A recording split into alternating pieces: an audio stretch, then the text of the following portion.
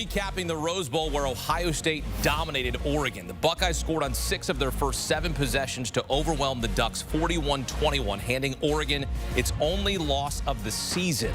Will Howard tossed 3 touchdowns, 2 of them to star freshman receiver Jeremiah Smith, who finished with a career-high 187 yards. The Buckeyes defense created chaos, recorded 8 sacks, and consider Oregon had allowed 13 sacks all season. Ohio State avenges its 1-point loss from the regular season and advances to the semis to take on Texas. And get this, through 3 quarterfinal games, teams that played in the first round outscored teams with a bye 68-18 in the first half. The Big Ten will have 2 teams in the semifinals for the second time in 3 years. It's Penn State and Ohio State as Ohio State beats Oregon in the Rose Bowl, advancing to play Texas in the Cotton Bowl.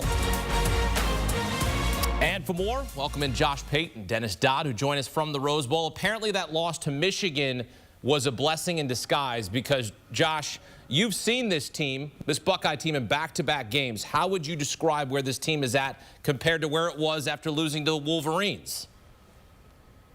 Some bad words, Hakeem. We're not going to drop them. We don't want to do the segment over, but some bad words. That's how you describe what they've done lately.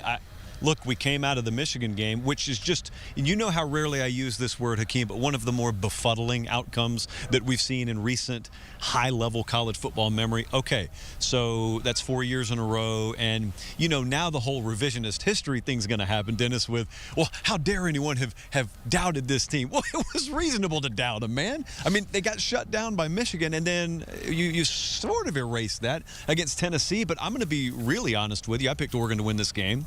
I'd love to whisper that, but I picked Oregon to win this game. And then you just watch it from bell one, and it's like copy-paste from that Tennessee game in a sense that not only do you realize Ohio State's come to play, they've come to take all the air out of the building. You're going to get no sign of life from Oregon, just like Tennessee. It's over, I don't know, late first quarter, Dennis. Yeah. It felt like it was over. I know that's boring for the rest of the country, but wow, how validating is that? Because all you find yourself saying is, there they are. That's what I've been waiting on all year.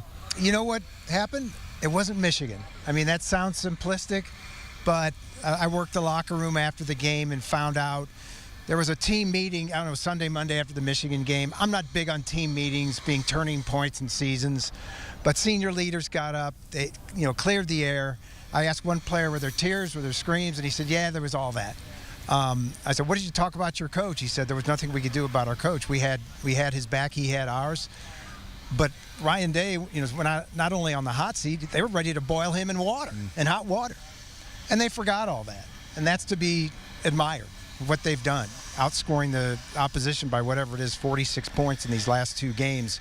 So I think they're the team that's favored to win this thing now. I mean, we're going to talk about that, but after the way they've played these last 2 games, it's not Michigan. They know they're better than anybody they can play. They just have to go out and prove it. Josh, I think Chip Kelly listened to us when we said just throw it to 4. Just throw it to number 4. Just let him cook, okay? He even said, he issued a warning to Oregon. If you give us man coverage, if you're showing us man coverage, we are going to take a shot down the field, and that's exactly what they did in this game. Now they face, oh, look who it is, Quinn Ewers, former Ohio State quarterback. How about that? We're going to meet in Arlington, in Jerry's World. It'll be a virtual home game for Texas. So, Josh, how does Texas and Ohio State stack up against each other? Man, it's a roster game, Hakeem. I was talking to Greg, actually, before we came on air, and talking about how Arizona State almost pulled that game out today. And you coin flip, it could have been Arizona State just as easily as Texas. And there's no guarantee that Texas is going to put up any better a fight than Oregon did today. However, here's what the history of college football has taught us at this level. It's a roster game this time of year. And there are only a few rosters in the country, Hakeem, that could go toe-to-toe, man-for-man, or comparably with Ohio State. Texas is one of them. Okay? Georgia's one of them. Oregon's one of them. So, as you see, it's no guarantee that you're going to beat them, but Texas does go man for man. Texas has the big bodies. Texas has the depth. Texas has the playmakers out wide. And the point there, Hakeem, is you never know, just little fractions of inches here or one more player there. You never know one more really seasoned assistant coach in this department what the difference is going to be. Having said that, we've also seen, like with 2019 LSU, when a buzzsaw gets going, there's no point spread big enough, there's no roster deep enough, and so we just got to figure out which is Ohio State. And, man, that 2019 LSU vibe, I'm not doing the whole comparative analysis of the teams, but the feel around that 2019 LSU team down the stretch, Dennis, that's how they feel right now. I think they feel that way, and there's no Joe Burrow throwing 60 touchdown passes, but the comparison is a valid one. I don't know if the Quinn Ewers comparison it's valid, but he played 4 snaps for Ohio State. He went to Ohio State to get a bag. He got it. And he went to Texas and made his name. I agree. I think it's a roster game. I don't think any team's playing better than Ohio State is now. How that's going to translate to January 10th, I have no idea. But I like their chances. I think they're the best team in the tournament right now. You thought that Oregon was the best team in the tournament coming into this. And it was not good for them, 34-0. So having seen that locker room, having been around them the last week, I don't think Texas is particularly sticking to their knitting. If that, the way they lost that lead today could have gone either way.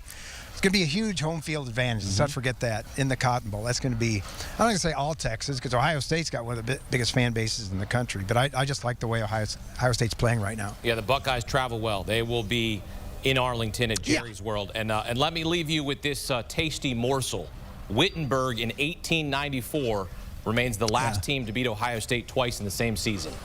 So spread that around to your friends, to your good college football buddies there in Pasadena. Josh Pate, Dennis Dodd joining us here on CBS Sports HQ. Men, thank you. Great stuff as always. Love those guys. It's like my family right there. For more awesome content, join Josh Pate on his college football show, delivering the game the way you want it, behind-the-scenes whispers and intel. It's not a hot take central. It's facts. It's what you want when you're talking college football. Join Josh 3 times a week on YouTube, 8 Eastern Time. You can also listen to the podcast version as well.